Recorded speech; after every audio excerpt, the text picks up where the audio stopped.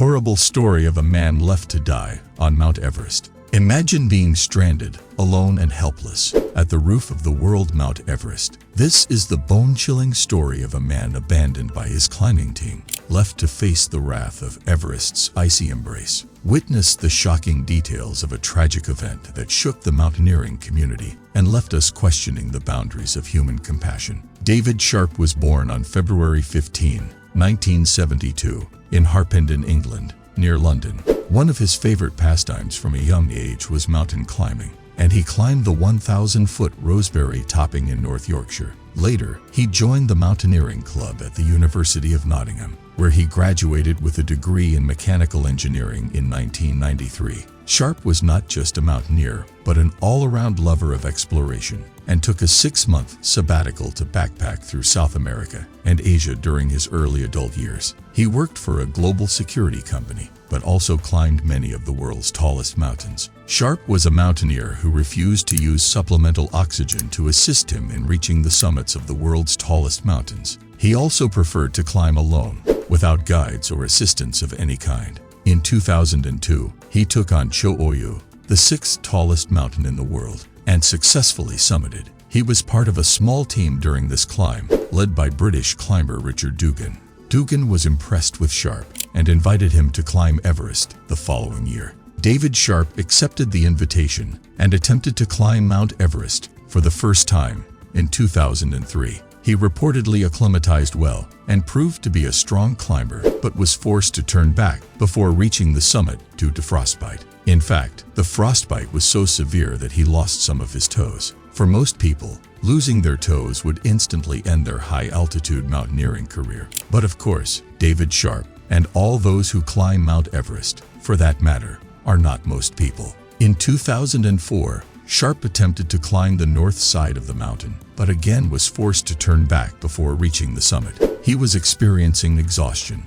and once again frostbite, this time more severe on his fingers. Other climbers tried to convince him to use supplemental oxygen to assist him, but he was not interested. From studying the various climbers who have insisted on climbing alone or without supplemental oxygen, it seems to be a recurring theme that victory is almost impossible, even for the strongest climbers in the world. Even for Sherpas who live in high altitude year-round, attempting to summit Mount Everest without supplemental oxygen is beyond risky, and trying it alone is almost suicidal. Nevertheless, many climbers ignore this fact and the clear message from the mountain: try it this way, or you will not get off alive. Take Nobukazu Kuriki, who went back to Everest time after time after time, always without guides or oxygen, even after losing 9 of 10 fingers, only to fail each time until eventually dying on the mountain. David Sharp was now over 2, but determined to try again. In 2006, he returned to Everest, this time to climb completely alone, without even a Sherpa to assist him. He brought only a small amount of supplemental oxygen to use in an emergency, but did not plan to use any. There were other independent climbers as well as teams who would be climbing at the same time as Sharp, so he wasn't technically completely alone. But he wasn't part of an actual team. There was no leader, and effectively, Sharp was on his own.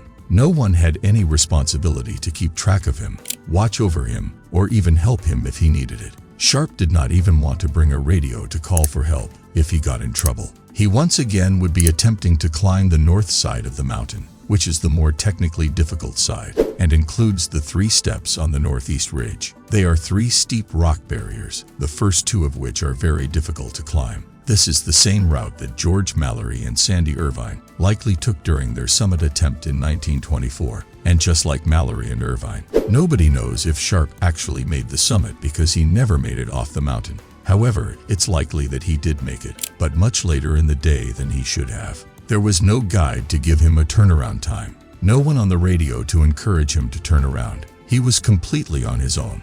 During his descent, it became dark, and he was forced to bivouac under a rocky overhang near the first step, known as Green Boots Cave, named after Green Boots, an unidentified climber who died in the same location. Several climbers passed by Sharp during his descent, but it's important to note that at that altitude and under those conditions, it is incredibly difficult to assist someone in distress. Climbers themselves are often struggling to survive and pushing their limits to the extreme. The controversy surrounding David Sharp's death stems from the fact that some climbers noticed him but opted not to help him. The most widely publicized account is that of a group of climbers from a team led by New Zealand mountaineer Mark Inglis, who claimed to have seen Sharp in distress but were unable to render aid. According to their account, they offered him supplemental oxygen, but he refused. They were also running low on supplies themselves and were unable to stay with him for an extended period. Their focus was on their own survival and the summit push.